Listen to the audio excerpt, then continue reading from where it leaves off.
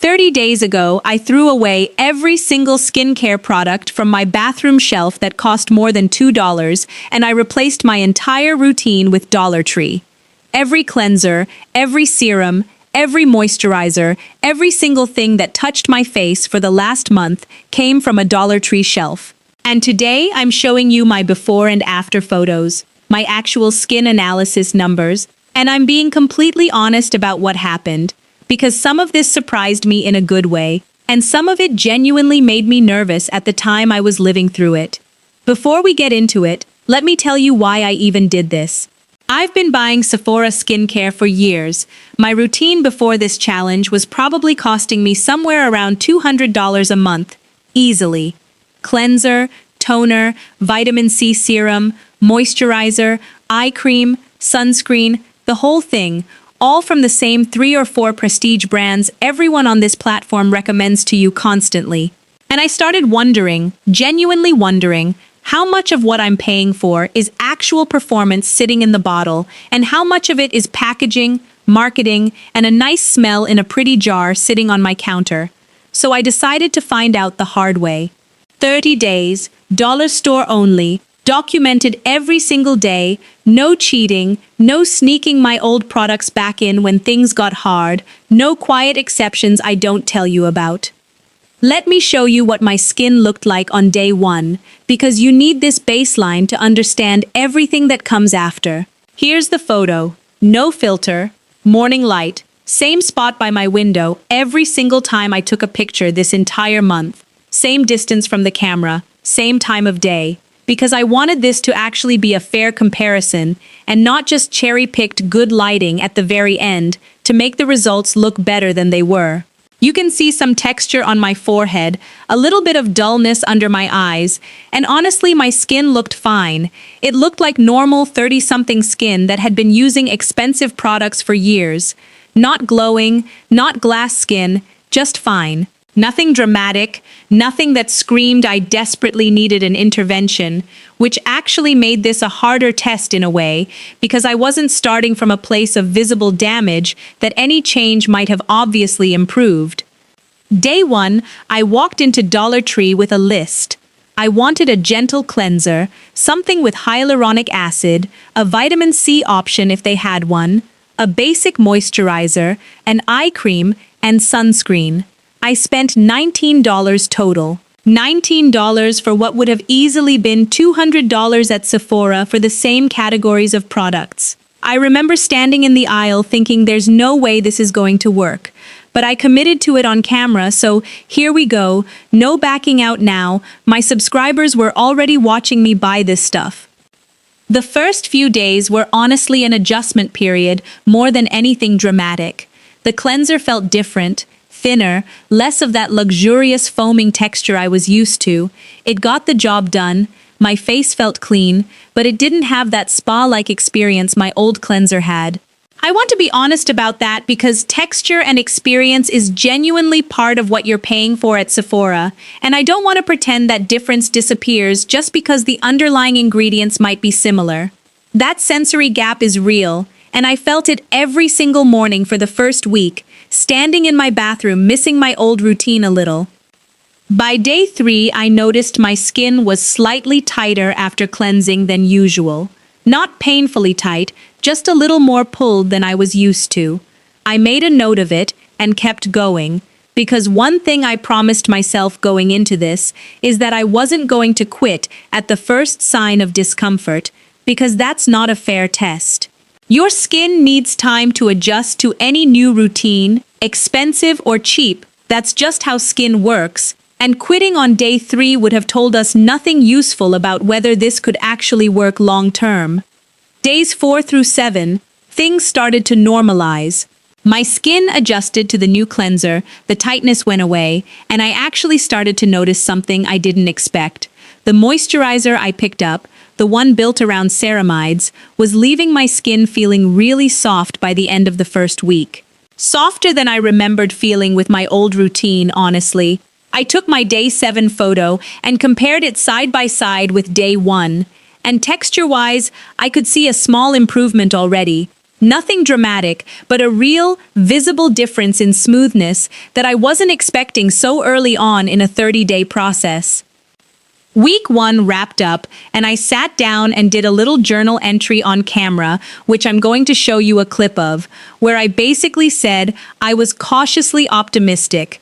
My skin hadn't broken out, hadn't gotten worse, and had actually shown one small improvement. For $19, I was not expecting to be saying that on day 7, and I remember genuinely being surprised at myself for feeling optimistic about a dollar store skincare experiment that I half expected to fail within the first week. Week 2 is where things got interesting, because this is when I introduced the vitamin C serum into my morning routine. Now, vitamin C is a finicky ingredient. It needs time to show results, usually somewhere in that 6 to 8 week range for real brightening effects, so I wasn't expecting miracles at week 2, but I wanted to start it early so I'd have a longer window of use by the end of the 30 days, even if that window fell short of the ideal full timeline experts usually recommend. Days 8 through 11 were uneventful in the best way. No irritation, no breakouts. My skin just kept doing what it had been doing, staying calm and slowly getting a little softer. I did notice on day 10 that a small patch of dry skin I usually get on my chin during this time of year was less flaky than usual. That was actually one of the more convincing moments for me, because that dry patch has been a consistent problem for me for years, regardless of what moisturizer I was using, expensive or not, and seeing it calm down with a dollar moisturizer made me stop and pay real attention instead of just going through the motions of the challenge like a checklist. Day 12, I want to talk about this one specifically because it's the one hiccup of the entire month, and I promised you I'd be honest, so here it is. I tried a new eye cream I hadn't tested yet, and I got a little bit of puffiness the next morning, more than usual. Now, I can't say for certain that was the eye cream. It could have been sleep, it could have been sodium the night before. Skin reactions are never perfectly clean experiments. There are always other variables in real life that a controlled lab test wouldn't have to deal with. But I noted it, I want to be transparent about it, and I actually switched back to a different Dollar Tree eye cream after that, one with a simpler ingredient list, and the puffiness issue didn't come back for the rest of the month. By the end of week 2, day 14, I took my photo and did another comparison. Texture continued to look smoother, that dry patch on my chin was almost completely gone, and honestly my skin had a bit more of a glow to it in the morning light, which I genuinely didn't expect 2 weeks into a dollar store skincare routine. I actually went back and re-watched my day 1 footage next to my day 14 footage, side by side, just to make sure I wasn't imagining the difference, and it held up even under that scrutiny. Halfway through this challenge, I want to pause and tell you what was going on in my head, because the video only shows you the visual results, not the mental part of this experiment. Honestly, by the middle of week 2, I stopped thinking about it as an experiment I was performing for a camera, and it started feeling like my actual routine. I stopped reaching for my old products out of habit. I stopped missing the smell as much. That shift surprised me more than any single skin result, because I went into this assuming I'd be counting down the days until I could go back to my old products, and by day 14, I genuinely wasn't in a hurry to switch back. I also want to talk about my makeup during this whole month, because that's something a lot of you asked me about when I first announced this challenge. I kept my makeup routine completely unchanged the entire 30 days, same foundation, same everything, specifically so that wasn't a variable messing with my results. What I did notice, though, is that my foundation started applying a little more smoothly by around week 2. Less catching on dry patches, less settling into fine lines by the end of the day. I can't prove definitively that was the skincare underneath doing that work, but it lined up almost exactly with the timeline of when my skin started feeling smoother to the touch, so I think it's a fair connection to make, even if I can't call it scientific proof. Sleep and stress are always the asterisk on any skincare experiment, and I want to address that honestly, instead of pretending my life was a perfectly controlled laboratory for 30 days. I had 2 genuinely stressful weeks at work during this challenge. The kind of stress that in the past has shown up on my skin as breakouts along my jawline. This time, through all of that stress, my skin stayed calm. Now, is that because of the Dollar Tree products? Or is that just a random month where my skin behaved itself regardless of what I put on it? I honestly don't know for certain, and I think it would be dishonest of me to claim I do. But it's worth mentioning, because a skincare routine that holds up during a stressful month is worth more to me than one that only performs when everything else in life is calm and easy.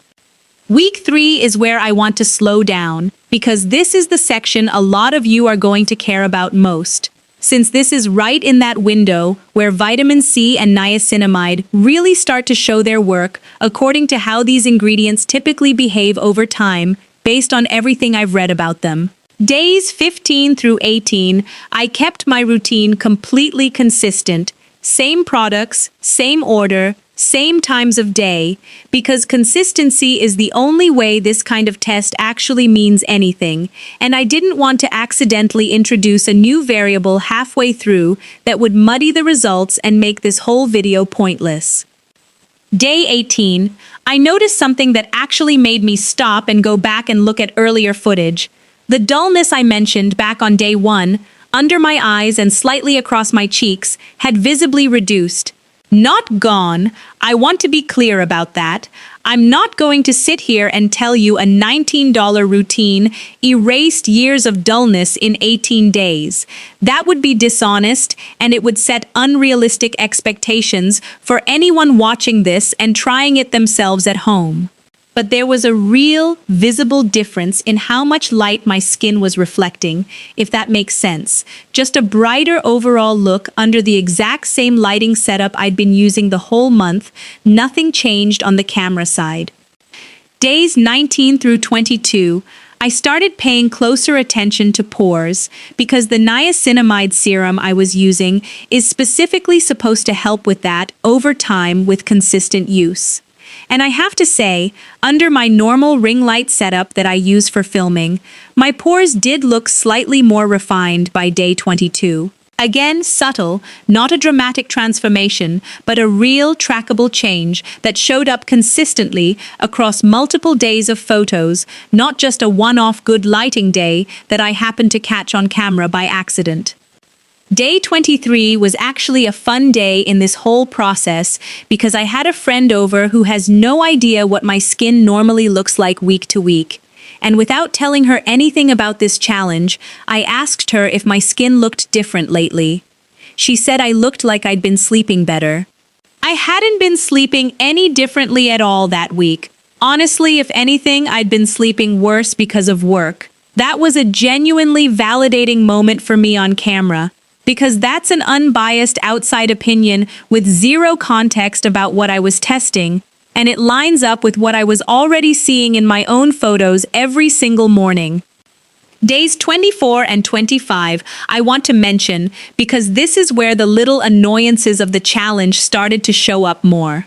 Running out of a product and having to make a special trip back to Dollar Tree instead of just reordering online was a genuine inconvenience compared to my old routine. Small thing, but worth mentioning, because part of what you pay for with prestige brands is also convenience, easy reordering, subscription options, that kind of thing, and I don't want to leave that out of the honest picture here.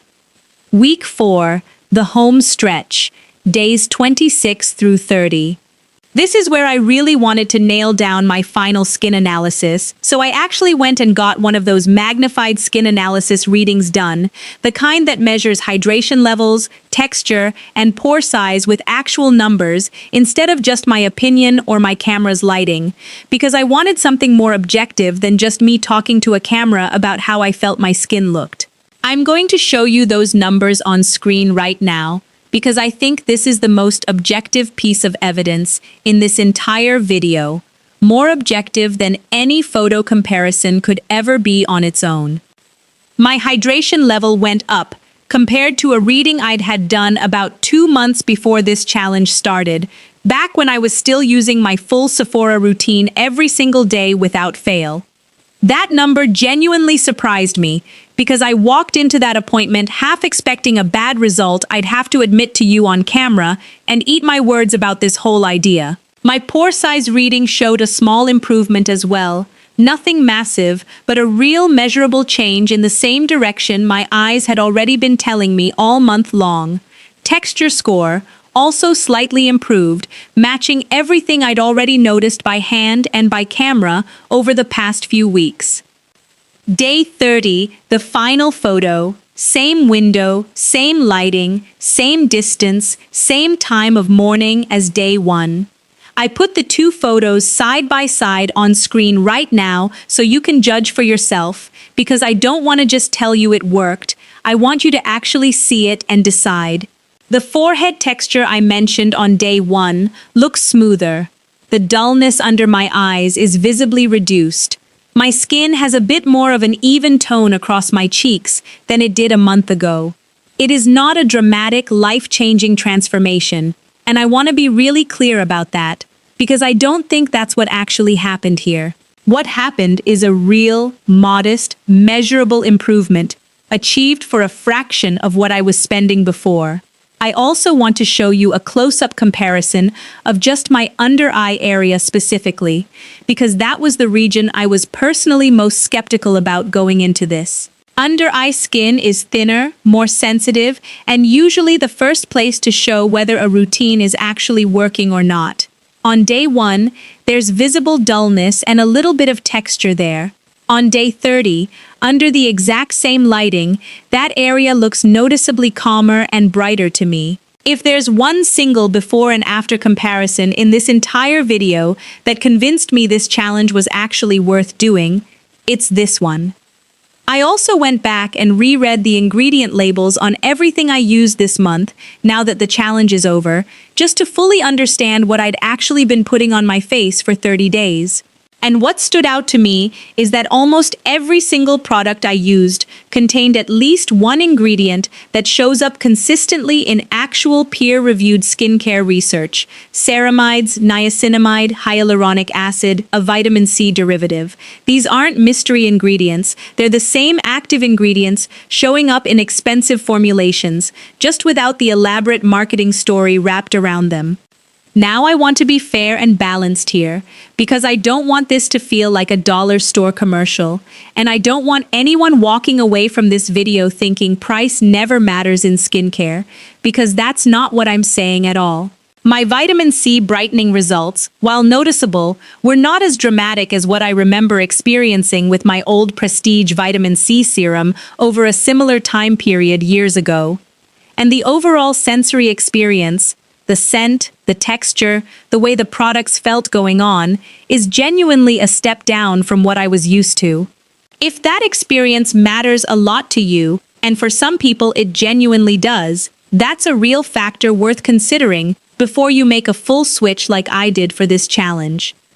But if we're talking pure performance, pure measurable skin outcomes over 30 days, I walked away from this challenge with better numbers than I started with, for a fraction of what I used to spend every single month on my old routine. My total spend across the entire 30 days, including a couple of replacement products when I switched that eye cream, was just under $35. My old monthly routine was costing me somewhere around $200. That's not a small difference, that's not a rounding error, that's actual, meaningful money that adds up to over $2,000 a year just on skincare alone, money that could genuinely go somewhere else in your life. So here's where I've landed after 30 days of this experiment. Am I going back to spending $200 a month on skincare? Honestly, no, not entirely. I think there are one or two specific products, especially my retinol, where I do think the more advanced formulation is genuinely worth paying for, based on what I know about how those ingredients work in the skin, and I'll probably bring that back into my routine going forward. But for the bulk of my day-to-day products, my cleanser, my moisturizer, my hyaluronic acid, my niacinamide serum, I genuinely don't see a compelling reason to go back to paying 10 or 20 times more for what appears to be a very similar result on my own skin, backed up by both my own eyes and an actual skin analysis machine, not just vibes.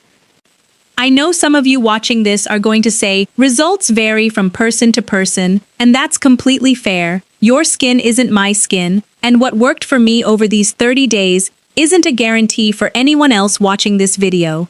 Skin type matters, climate matters, age matters, genetics matter, and 30 days on one person's face is a sample size of exactly one.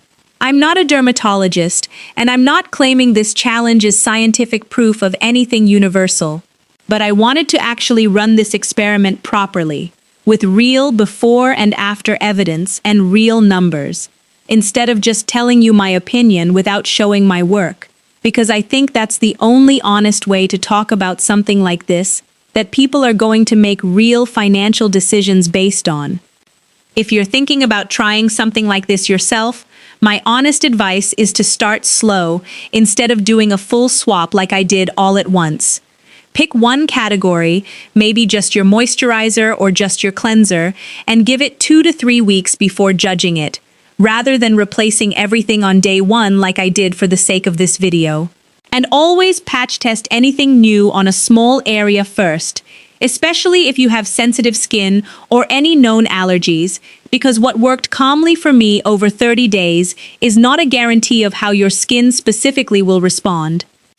Looking back on this whole month, the thing that surprised me most wasn't any single product or any single skin metric.